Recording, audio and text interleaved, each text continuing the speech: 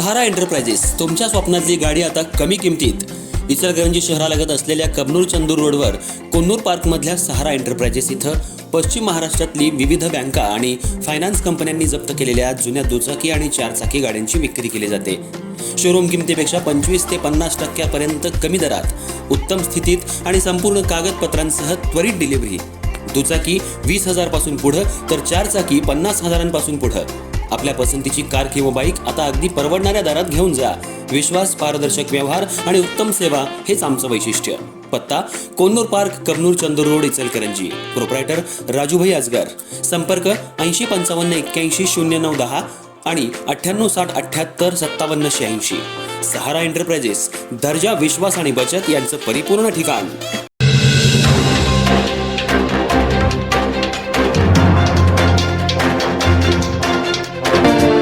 इचलकरंजी शहरात बेकायदेशीर मावा विक्रीला आळा घालण्यासाठी शिवाजीनगर पोलिसांनी मोठी कारवाई करत प्लेयर्स मावा या नावानं चालत असलेल्या 7 पानपट्ट्यांवर छापे टाकले.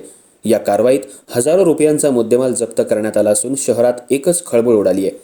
महाराष्ट्रात अवैध गुटखा विक्री तसंच मावा विक्रीवर शासनानं बंदी घातली असताना देखील शहरात काही ठिकाणी बऱ्याच दिवसांपासून प्लेयर्स मावा या नावाखाली बेकायदेशीररित्या मावा विक्री सुरू असल्याची माहिती पोलिसांना मिळाली होती.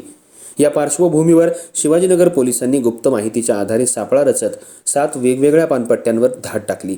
या छापेमारीत मोठ्या प्रमाणावर तयार मावा, तंबाखूजन्य पदार्थ तसंच विक्रीसाठी ठेवलेला साठा पोलिसांनी जप्त केला. जप्त करण्यात आलेल्या मुद्देमालाची किंमत हजारो रुपयांच्या घरात असल्याचं पोलिसांनी सांगितलं. यासोबतच संबंधित दुकानदारांविरोधात कायदेशीर कारवाई सुरू करण्यात आली आहे. अन्न सुरक्षा आणि मानके कायदा तसंच तंबाखू विषयक नियमांचं उल्लंघन केल्याप्रकरणी गुन्हे दाखल होण्याची शक्यता आहे. या कारवाईमुळे शहरातील बेकायदेशीर मावा विक्रेत्यांमध्ये भीतीचं वातावरण निर्माण झालं असून नागरिकांनीही पोलिसांच्या या उपक्रमाचं स्वागत केलंय. मावा आणि तंबाखूजन्य पदार्थांच्या सेवनामुळे तरुणांमध्ये वाढत असलेल्या व्यसनाधीनतेच्या पार्श्वभूमीवर अशी कारवाई अत्यंत आवश्यक असल्याचं मत व्यक्त होत आहे. तर शहरात कुठेही बेकायदेशीर मावा किंवा तत्सम पदार्थांची विक्री होत असेल तर त्वरित माहिती द्यावी. भविष्यातही अशा प्रकारच्या कारवाया सुरूच राहणार असल्याचं शिवाजीनगर पोलिसांनी सांगितलंय.